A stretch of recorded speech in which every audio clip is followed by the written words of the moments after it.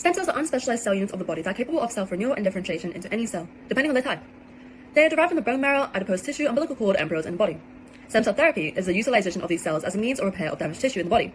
The cells either promoting the regeneration of the body's cells or replacing the injured cells.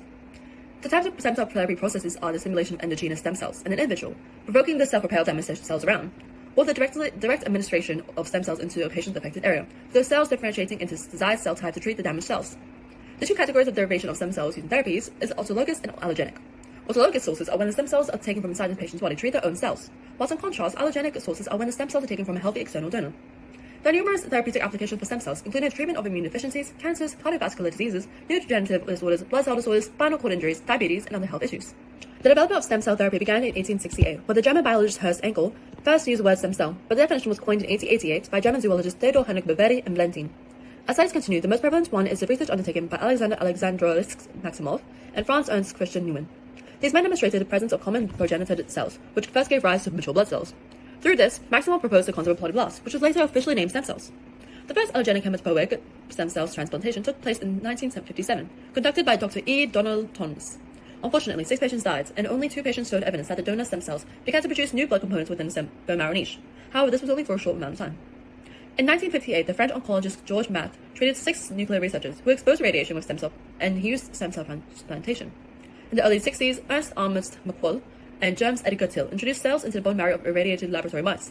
They observed that cells could functionally self-renew by creating colonies, but these colonies came from a single progenitor cell. In the late 60s, Alexander Fredinson discovered mesenchymal stem cells, which are derived from the mesodome, able to differentiate into mesenchymal lineages. He additionally demonstrated the relationship between osteogenic differentiation and a separate population of cells derived from the bone marrow. He and his team observed that these cells could form a colony-forming unit when the bone marrow was utilized as a suspension culture, suggesting that the ability to differentiate and proliferate. In 1972, the discovery of cyclosporine occurred alongside the first allogenic transplantation for aplastic anemia and acute myeloid leukemia for a 16-year-old girl. In 1998, James Alexander Thompson discovered human embryonic stem cells and wrote the paper Embryonic Stem Cell Lines Derived from Human Blastocytes. In 2006, Shinya Yamanaka and Kazutoshi Takahashi discovered it was possible to reprogram multipotent adult stem cells in a pluripotent state. This allowed for the number of stem cells needed, and a decrease in that. Human experimentation of this type was conducted in 2007 and considered a success, done by James Alexander Thompson. Thompson additionally discovered the method of producing human-induced pluripotent stem cells by converting skin cells into cells that resemble human embryonic cells. In 2009, the restrictions on federal funding for embryonic stem cell research were lifted by President Barack Obama in the US.